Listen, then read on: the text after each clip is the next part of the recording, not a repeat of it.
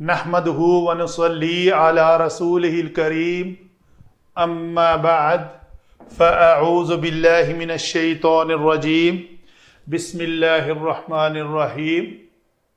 آج کا ایک کوشچن ہے جی کہ واو فا یا مادہ سے باب افعال، واو فا یا باب افعال سے لفظ اگر لیں تو یہ ایٹ اے ٹائم مثال واوی بھی ہے اور اجوف ناقص یائی بھی ہے۔ تو واو فا یا اس کو لفیف مفروق کہتے ہیں، ایسا کلمہ جس میں دو حرف علت آئیں اور دونوں جدا ہوں، اکٹھے نہ ہوں، ان میں فرق ہو، بیچ میں با فا فرق پیدا کر رہا ہے تو لفیف مفروق۔ مقرون وہ ہوتا ہے جو اکٹھا ہے، اوا یا حمزہ واو یا، تو واو یا اکٹھے آئے ہیں تو وہ لفیف مقرون ہوگا۔ سوال یہ ہے کہ اوفیتا سے اوفتا کیسے بنا؟ یہ باب افعال کا تثنیہ مونث غائب کے صیغے کی بات کر رہے ہیں ہم۔ جب ہم نے اصلی شکل میں اس کی گردان لکھی تو وہ بنا افعلا کے وزن پر اوفیا، اوفیا، اوفیو، اوفیت، اوفیتا، اوفینا، آگے گردان بغیر تعلیل کے اوفیتا، اوفیتما، اوفیتم چلے گی۔ تو قواعد یہاں پہ ہی اپلائی ہوتے ہیں۔ تو قاعدہ یہاں پہ پہلے صیغے میں ہم نے یہ اپلائی کیا کہ یا حرف علت متحرک لام کلمہ ما قبل فتح ہے تو اس کو الف سے بدلیں گے، تو یا سے بدلا ہوا الف ہے تو اس کو الف مقصورہ کی شکل میں لکھیں گے، تو او فا لکھا۔ تو یہ قواعد میں ایک قاعدہ ہے جس کے کچھ کنڈیشنز ہیں، کچھ شرائط ہیں کہ یا تثنیہ کے الف سے پہلے نہ ہو تو تب ایسا کریں گے، اگر تثنیہ کے الف سے پہلے ہے تو اس یا کا ماقبل بھلے ہی مفتوح ہو تو اس کو الف سے بدلیں گے نہیں۔ تو اس وجہ سے یہ بنا اوفا یا، اور بھی اس کی 8-10 کنڈیشن ہے، بہرحال میں اپنے ٹاپک والی کنڈیشن بیان کر رہا ہوں۔ آگے بنا اوفا یو، اوفا یو میں بھی یا متحرک ماقبل فا الف مفتوح کی وجہ سے الف سے بدلا تو الف اور واو ساکن تھے تو الف کو ہم نے گرا دیا تو او فو بن گیا، او فو۔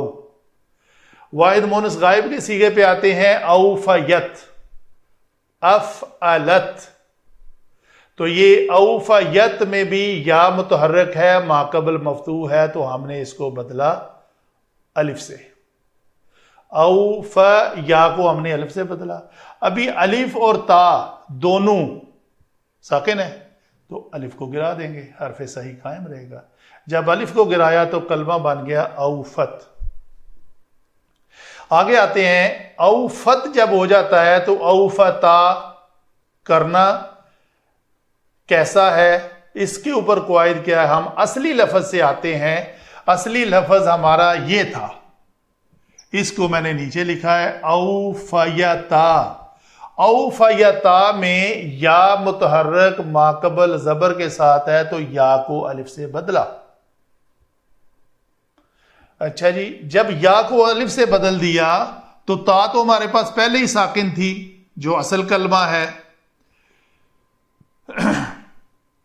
ایک اور میں بات بیان کروں، اس کو ہم لیتے ہیں یہاں پہ سمجھانے کے لیے، یہ کہنا بہت ضروری ہے، افعلت،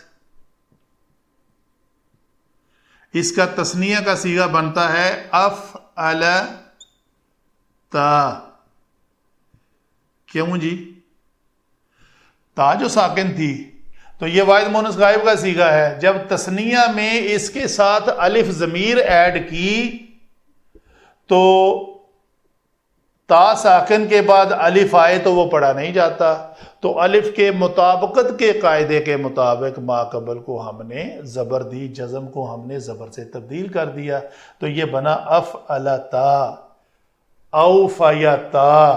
جب ہم اس کو کرنے نکلے تو یہ تو چونکہ حروف صحیح ہیں، فا عین لام، اس میں کوئی حرف علت نہیں ہے، تو یہ قاعدہ جو ہے یہی اپلائی ہوا یہاں پہ بھی، اس جگہ پہ۔ اس کو ہم نے جب لکھا او یا تا کو یا کو الف سے بدلا تو یہ تا ساکن تھی، تو ان دو ساکن، یہ الف تو ہے ضمیر، اس کو تو ہم ہٹا نہیں سکتے، یہ تثنیہ کی ضمیر ہے، تو ابھی یہ تا بھی ساکن ہے اور یہ الف بھی ساکن ہے، تو ان دونوں میں سے اس الف کو گرا دیا، تو کیا بنا؟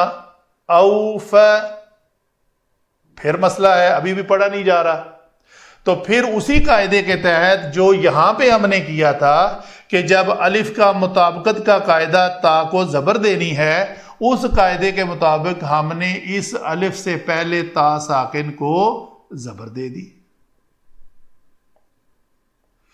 دو ساکنوں میں سے پہلے الف کو گرایا، جو بچ گیا اس کو اگلے الف کی وجہ سے مطابقت کے قاعدے کے مطابق زبر کی حرکت دے دی، تو وہ بنا اوفتا۔ یہ ہے جی ہماری اس قاعدے کی تفصیل۔